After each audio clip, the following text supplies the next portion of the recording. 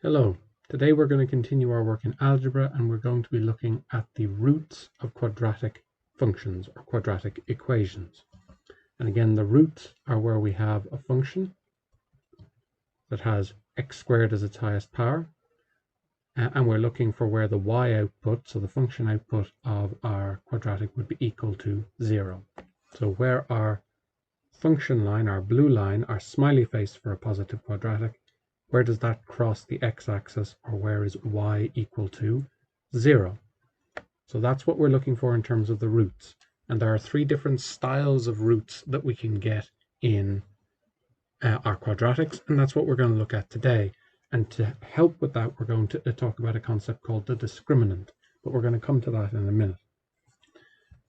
So if I take a very familiar type situation, so I've got this quadratic here, 2x squared minus 3x minus 2 is equal to 0, and I want to find its roots. Well, I know that I can use the minus b formula in order to find its roots. So let's do that, and I'm going to highlight something important about how we can figure out what type of roots we're going to get, even before we've done very much work with the minus b formula. So I end up subbing in here.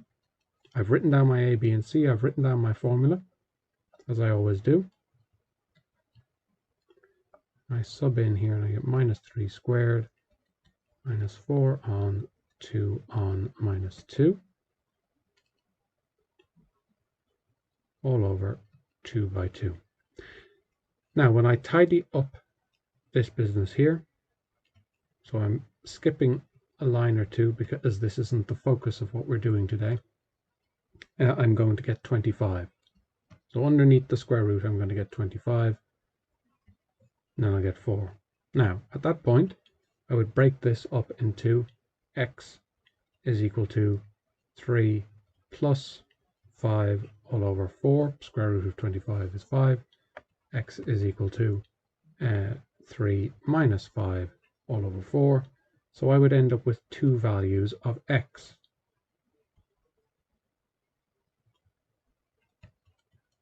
Now, what gave me the two values of x? What part of my minus b formula gave me the two separate values for x that I got? The value where x is minus a half, that is going to be our root over here on the left-hand side, and our root x is 2, y is 0, was my other root that I have over here. What part of my minus b formula was giving me that? Well, it was the stuff that was inside the quadratic. b squared minus 4ac, this bit here, is what actually gave me the plus or minus. The part of this equation that is plus or minus, which is the bit that gives us my two separate solutions, is the bit that's underneath the square root. So this is our new idea for the day, if you like. We're going to take this bit that's underneath the square root, and we're going to, instead of having to do the minus b formula in full, we're going to make a judgment about the roots based on how the b squared minus 4ac part behaves. And we'll look at that by looking at instances where we get different types of solutions. So in this case, what happened was we had b squared minus 4ac was equal to minus 3 squared minus 4 by 2 by minus 2. That worked out to 25. Now, this is important because I got a number that was greater than 0. Well, obviously 25 is greater than 0. Why am I saying that's important? Because the bit underneath the square root is the thing that is giving us our plus or minus for our two values of x. If we got 0 here, we'd have plus or minus 0. We'd only get one result out of our minus b formula. Instead of our normal two results, we'd only get one root out of our minus b formula. Or if I got a negative number in here, I wouldn't know what to do with it at all, because I don't know what to do with the square root of a negative number. So the fact that I got the stuff underneath the square root being a number greater than 0 means that I get two normal roots. I get two different normal looking roots. So because of that, we say that because the b squared minus 4ac bit is the thing that's discriminating as to what type of roots we get, we call b squared minus 4ac the discriminant, because it tells us, without having to do any more work, what type of roots we're going to get. Discriminant.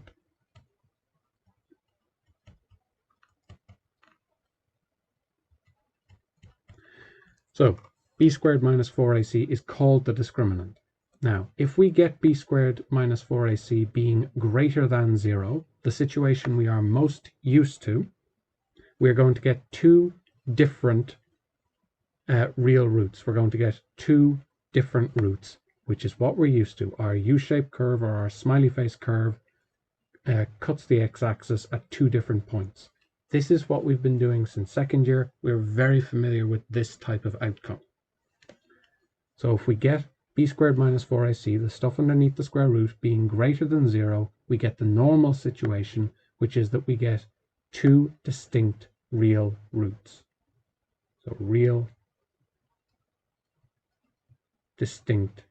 Distinct just means different. I got 2 and minus a half. Real distinct roots. So that's the situation we're really familiar with. Now, what happens if we get a situation like this? Well, let's use the minus b formula and see what happens. So I have my quadratic here as normal. I've gotten my a, b, and c, and I have my minus b formula written down as normal. Important for getting all of our marks in our exams. Plus or minus 6 squared, everything in brackets when you're subbing in, minus 4 on minus 1 on minus 9. So, and that's all over 2 by minus 1. X is equal to minus 6 plus or minus the square root of 36 minus 36 all over minus 2. X is equal to minus 6 plus or minus the square root of 0 all over minus 2 is equal to minus 6 all over 2, minus 2 I should say, is equal to 3. So we've ended up with a funny situation, something we don't often deal with, which is that the bit underneath the square root, which we now know is called the discriminant, ended up adding up to 0. So we got plus or minus 0. We only ended up with one solution. We can write down minus 6 plus 0 all over minus 2 and minus 6 minus 0 all over minus 2, but they're both just equal to 3. So in this situation, we only get one result out of our minus b formula. So when b squared minus 4ac is equal to 0, we get what we call repeated roots. And we might be able to figure out why we would call that repeated roots, because you might be able to spot that this is a perfect square. So this situation happens, b squared minus 4ac will be equal to 0 when we have a perfect square, when our quadratic is a perfect square. And in this case, it's a negative quadratic, so instead of being a smiley face, it's going to be a frowny face. And I've sketched it in here. And it only hits the x-axis at one point. So it's effectively like a tangent to the x-axis. It only hits at the point x is equal to 3, y is equal to 0. It also crosses through the y-axis at minus 9. And I know that because that's the constant on the end. Again, sketching is a very important skill to have. So that's my situation for repeated roots. And again, if you were asked to show that this had repeated roots, we wouldn't have to use the whole minus b formula. We'd just sub in the b squared minus 4ac part. So if we were asked to show that this had repeated roots, we wouldn't have to do all of this. We could just substrate into the b squared minus 4ac part. And we can see that we get 0. So you can just do the minus b formula. You won't lose any marks for it, but you are supposed to also know that the discriminant, the part of the b squared minus 4ac formula that it is underneath the square root, or the minus b formula that's underneath the square root, allows you to figure out the nature of the roots, what type of roots you're going to get without further work. Next piece here is the last situation we're going to deal with, which is where we have complex or imaginary roots. By the time you have finished 6th year, the idea of complex roots will make sense to you. For right now, we haven't done complex numbers. They're a style of number which allows us to deal with negative numbers underneath square roots. We haven't done it yet, but we are going to touch on it here, and we're going to come back to it, and by the time we're doing our exams, we'll have a very solid understanding of complex numbers. We're just going to know the name, really, for now.